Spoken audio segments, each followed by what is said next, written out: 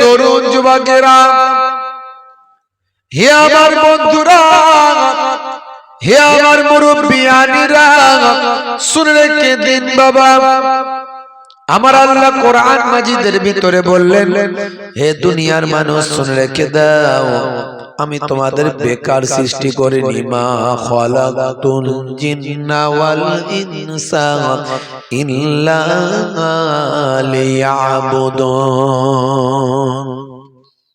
আমি মানুষকে এবং জিনকে, জিন জাতি এবং মনুষ্য জাতিকে আমি আল্লাহ সৃষ্টি করেছি আমার ইবাদত বندگی করার জন্য। হে তরুণ যুবকেরা, আল্লাহ বললেন, বান্দা তুমি কেন আমার ইবাদত বندگی করবে না? তুমি কি একটু ভেবে দেখো না, এই পৃথিবীতে আসার আগে তুমি কোথায় ছিলে? তুমি কোথায় ছিলে একবার কি চিন্তা করেছো?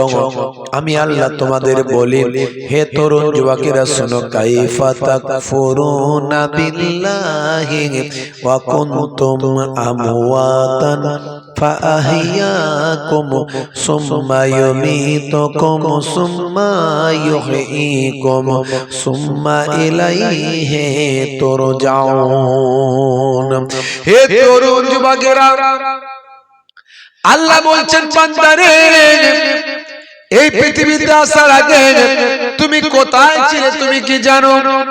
আমি আল্লাহ বলছি তুমি জানো না, তুমি ছিলে মৃত। এই পৃথিবীতে আসার আগে তুমি ছিলে মৃত। আমি আল্লাহ তোমার জীবন দিয়েছি, সুম্মা ইউমীতুকুম, আবার তুমি মারা যাবে, সুম্মা ইউহয়ীকুম, আবার তোমাকে কিয়ামতের দিনে আমি আল্লাহ জিন্দা জীবিত করব, সুম্মা ইলাইহি তুরজাউন, তোমাদেরকে আমি আল্লাহ আমার কাছে পুনরায় ফিরতে হবে। এর জন্য আমার আল্লাহ দুনিয়ার জমিনে আমাকে আপনাকে পাঠিয়েছেন ইবাদত করার জন্য। কে ভালো কাজ করে আর কে মন্দ কাজ করে দেখার জন্য। হে তরুণ যুবকেরা, হে আমার মুরব্বিয়ানেরা, এই পৃথিবীটা হলো আপনার আমার জন্য। আর দুনিয়াও মাজরাআতুল আখিরাহ, দুনিয়াটা হলো পরকালের শস্য ক্ষেত্র। এখানে আপনি যেমন চাষ করবেন তার ফলটা পরকালে আমার আল্লাহ আপনাকে আমাকে দেবেন। হে তরুণ যুবকেরা, হে আমার মুরব্বিয়ানেরা, আমাকে আপনাকে আমার আল্লাহ কত শান, কত মান, কত ইজ্জত, কত সম্মান, কত হুরমত দান করেছেন। পূর্বের বক্তার কাছ থেকে আপনারা কিছুটা শুনেছেন, আলোচনা শুনছেন। হে তরুণ যুবকেরা, আল্লাহ বলছেন, বান্দারে,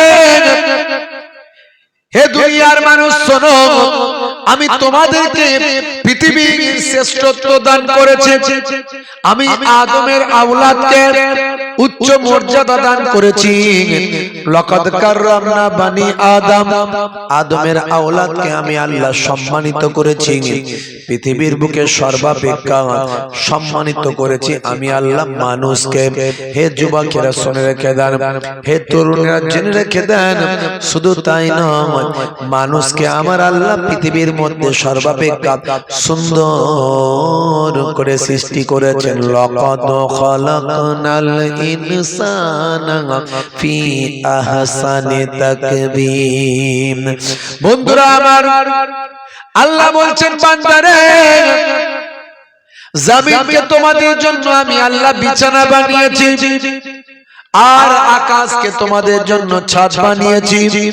আকাশে দিয়েছি সূর্য, যার দ্বারা দিন বানিয়েছি রুজি রোজগারের জন্য, আর তোমাদের জন্য রাত বানিয়েছি বিশ্রামের জন্য। রাতের বেলা তোমরা অন্ধকারের ভিতরে ঘুমাও। আমার আল্লাহ সুন্দর করে কোরআন মাজিদে জানালেন, সূরার নাম সূরা নাবা, আয়াত নাম্বার হলো 10।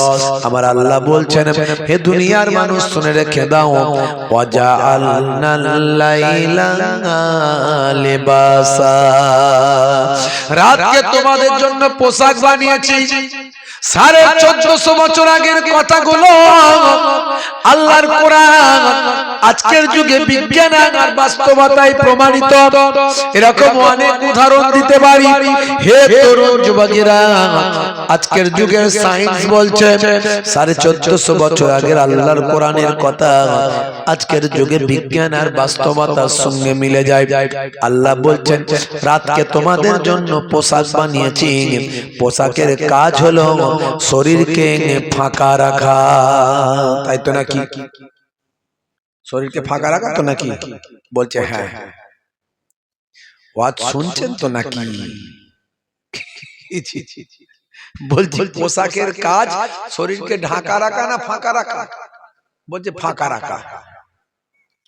এই তো বললেন হ্যাঁ ফাঁকা রাখা। শরীরকে পোশাকের কাজ কি? ঢেকে রাখা, তাই তো? হ্যাঁ, আল্লাহ বলছেন রাতকে তোমাদের জন্য পোশাক বানিয়েছি, তার মানে রাত তোমাদেরকে ঢেকে রাখবে। এর দ্বারাই বোঝা গেল অন্ধকারের ভিতরে ঘুমাবে। হাদিসের মধ্যে এসেছে আল্লাহর নবী বলছেন যখন ঘুমাতে যাবে লাইটটা বন্ধ করে দেবে। দেখুন, কোরআন সত্য, আল্লাহ সত্য, নবী সত্য, তার প্রমাণ তো অনেক দেওয়া যায়। এটা একটা ছোট্ট প্রমাণ দিচ্ছি। হে তরুণ যুবকেরা, এর দ্বারাই প্রমাণ হলো আল্লাহ বলছেন বান্দারে রাতকে তোমাদের জন্য পোশাক বানিয়েছি। অর্থাৎ রাতের বেলা তুমি এমন ভাবে ঘুমাবে রাত যেন তোমাদের ঢেকে রাখে, অর্থাৎ অন্ধকারের ভিতরে তুমি ঘুমাবে। হে যুবকেরা, হে আমার মুরব্বিয়ানেরা, কিন্তু মুসলমানের ছেলে অন্ধকারের ভিতরে ঘুমাতে পারে না। অন্ধকারের ভিতরে ঘুমালেই যখনই লাইটটা বন্ধ করে দেয়, চোখটা বন্ধ করে নেয়, তখনই তারা দেখে যত রকমের ভূত আছে সব ধরতে আসে। কথা ঠিক না ভুল? আসে না? আসে না? রোগা ভূত, মোটা ভূত, উড়ন্ত ভূত, ডুবন্ত ভূত, গাছে ভূত, পানিতে ভূত। বলছে হুজুর লাইট বন্ধ করলে ভূতেদের লাইন লেগে যায়, মিছিল লেগে যায়, সবাই মিলে গলা টিপতে আসে হুজুর। তবু লাইটটা জ্বালিয়ে ঘুমালে অন্তত ঘুমটা একটু হয়। আছে না? নাই। পেচ্ছাপ করে পানি নেয় না, নামাজ পড়ে না, রাসূলের সুন্নত মানে না, নাপাক অবস্থায় থাকে। হে তরুণ যুবকেরা, যত নাপাক থাকবে, যত অপবিত্র থাকবে, জবানকে খারাপ করবে, যত পাপের মধ্যে লিপ্ত থাকবে, আর আমাদের ঘরের মায়েরা পাক পবিত্র না থাকবে, মাথায় গায়ে কাপড় না থাকবে, তাদেরকে ভূত ধরতে আসবে। ভূত বলে কিছু নাই, যেটা আছে সেটাই হলো জিন। ওই জিনটাকেই লোকে বলে ভূত। বোঝা গেল? হ্যাঁ, এমনি ধরতে আসে না, ওই জন্যই আসে। ভাইরা আমার, হে তরুণ যুবকেরা, বন্ধুরা আমার শোনেন, মুরব্বিয়ানেরা আমার, হে যুবকেরা শুনে রেখে দেন। 1450 বছর আগে আল্লাহ বললেন রাতকে পোশাক বানিয়েছি, মানে অন্ধকারের ভিতরে ঘুমাও। আজকের সায়েন্স বলছে, বিজ্ঞান বলছে অন্ধকারের ভিতরে, রাতের বেলা যদি অন্ধকারের ভিতরে মানুষ ঘুমায়, মাথার পেছন সাইড থেকে এক ধরনের হরমোন নিঃসৃত হয়। এই হরমোনটার নাম হলো, মেডিকেলের ভাষায় ডাক্তাররা বলেন এটার নাম হলো মেলাটোনিন। এই মেলাটোনিন হরমোনটা মাথার পেছন সাইড থেকে বের হয়ে রক্তের সঙ্গে মিশে গিয়ে শরীরকে ক্যান্সারের জীবাণু থেকে রক্ষা করে দেয়। 1450 বছর আগে আল্লাহর কোরআনের কথা আজকের যুগে বিজ্ঞান আর বাস্তবতায় পরিণত হয়। এরকম উদাহরণ অনেক দেওয়া যাবে, আমি অনেক দিয়েছি, এর আগে অনেক দিয়েছি। 1450 বছর আগে আল্লাহ বলছেন বান্দারে, হে দুনিয়ার মানুষ শোনো,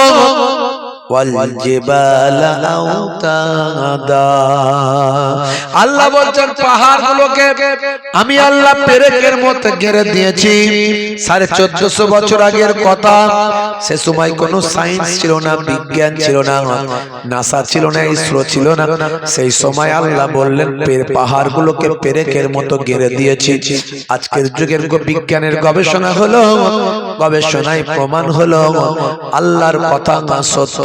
কারণ পাহাড়গুলোকে আমরা জমিনের উপরে যতটা দেখি তার 70 ভাগ 80 ভাগ জমিনের নিচে আছে। দেখেছেন, সব মিলে যাচ্ছে। পেরেক নিচের দিকটা বেশি থাকে, উপর দিকটা একটুখানি কম থাকে। আর আল্লাহ এই জন্য উদাহরণ দিয়েছেন, পাহাড়কে পেরেকের মতো ঘিরে দিয়েছি। বুঝতে পারছেন ভাইরা আমার? কত উদাহরণ দেব, এরকম অসংখ্য উদাহরণ দেওয়া যায়। আল্লাহর কোরআনের কথা, দয়ার নবীর হাদিসের কথা, 1450 বছর আগের কথাগুলো আজকের যুগে বিজ্ঞান আর বাস্তবতায় প্রমাণিত হয়। হে তরুণ যুবকেরা, হে আমার মুরব্বিয়ানেরা, বুখারী শরীফের হাদিসের মধ্যে এসেছে 1450 বছর আগে দয়ার নবী বলছেন, যদি তোমাদের খাবারে যদি মাছি পড়ে যায়, মাছি যদি পড়ে যায়, ওই খাবারটা যদি খেতে হয় মাছিটাকে পুরোটাই ডুবিয়ে দাও। কারণ মাছির একটা ডানাতে জীবাণু থাকে আর আরেকটা ডানাতে জীবাণুনাশক ঔষধ থাকে। 1450 বছর আগে আল্লাহর নবী বলে গেলেন। আজকের বিজ্ঞানীরা মাছি নিয়ে গবেষণা করল, দেখি তো নবী ঠিক বলেছেন কিনা। হে তরুণ যুবকেরা, 1450 বছর আগে কোনো প্যাথোলজি ছিল না, কোনো স্টেথোস্কোপ, ব্যারোমিটার, থার্মোমিটার ছিল না, কোনো ইউএসজি মেশিন ছিল না, urine test, blood test machine ছিল না, ইকোকার্ডিওগ্রাফি মেশিন ছিল না, নাসা ছিল না, ইসরো ছিল না। আজকের যুগের বিজ্ঞানীরা মাছি নিয়ে গবেষণা করলাম, দেখলো টেস্ট করে, পরীক্ষা নিরীক্ষা করে দেখলো নবীর কথা মিলে যায়। মাছির একটা ডানায় জীবাণু থাকে আর একটা ডানাতে জীবাণুনাশক ঔষধ থাকে। জোরে হবে না? দেখেছেন, আমার নবীর কথাগুলো মিলে যায়। এই জন্যই কোরআনের কথা সত্য, নবীর কথা সত্য, ইসলাম সত্য। সারা পৃথিবীর বুকে বড় বড় অথার, নায়ক, গায়ক, খেলোয়াড়, প্লেয়ার, তারা আজকে বিশ্ব নবীর শিষ্য। ভাইরা আমার, তারা পড়াশোনা করছে। পড়াশোনা করলে, কোরআন নিয়ে গবেষণা করলে, নবীর জীবনী নিয়ে গবেষণা করলে সে কোরআনের ভক্ত হবে, দয়ার নবীর শিষ্য হয়ে যাবে। এরকম অনেক উদাহরণ আমি আপনাদের মাঝখানে দিয়েছি। আল্লাহ বলছেন, বান্দারে, হে দুনিয়ার মানুষ শোনো, এত নিয়ামত তোমাদের দিলাম, তোমরা আমার ইবাদত করো, নামাজটা তোমরা পড়ো, নামাজ তোমরা ছেড়ে দিও না। আমি রাসূল, আমার রাসূলের সুন্নাত তোমরা ছেড়ে দিও না, তোমরা ইবাদতটা করো। আমি আল্লাহ ইবাদত করার জন্যই পৃথিবীতে পাঠিয়েছি। তবে মনে রাখবেন হে তরুণ যুবকেরা, ইবাদত মানে শুধু নামাজ, রোজা, হজ, যাকাত নয়, খাওয়া, শোয়া, হাঁটা, চলা, বসা। ভাই আমার, পিতামাতার সেবা, স্ত্রীর সঙ্গে দেখাশোনা, প্রেমালাপ, মহাব্বত, সন্তানকে লালন পালন করা, এতিমদের ভাই আমার সেবা করা, এতিমের সুস্থতা করা, এতিমের দুঃখ যন্ত্রণা দূর করে দেওয়া, এতিমের মাথায় হাত বুলিয়ে দেওয়া, ছোটদের স্নেহ করা, বড়দের সম্মান করা। হে তরুণ যুবকেরা, হে আমার বন্ধুরা, পাড়া প্রতিবেশীর সঙ্গে ভালো ব্যবহার করা। নবী বলেছেন, তোমার প্রতিবেশী অনাহারে দিন কাটায় আর তুমি খেয়ে দিয়ে নামাজ পড়তে যাও, ওই নামাজ তোমার কাজে লাগবে না। অর্থাৎ আপনার ইবাদতটা হবে আল্লাহর নবীর তরিকায়, নবীর স্টাইলে ইবাদত হবে। নিজের মন গড়ে ইবাদত করলে হবে না। নামাজও পড়ছে, চিটিংবাজিও করছে, দাঁড়ি রেখেছে, ধাপ্পাবাজিও করছে, ওজনে ঠকাচ্ছে, আল ছেটে বাড়াচ্ছে, আছে না? নাই। হ্যাঁ, ছেলের বিয়ে দিয়ে মোটা পণ নিচ্ছে, মাঝে মাঝে কাঁচা কাঁচা খিস্তি করছে, এমন করা করা কথা বলছে, লোকের মনে দুঃখ দিচ্ছে।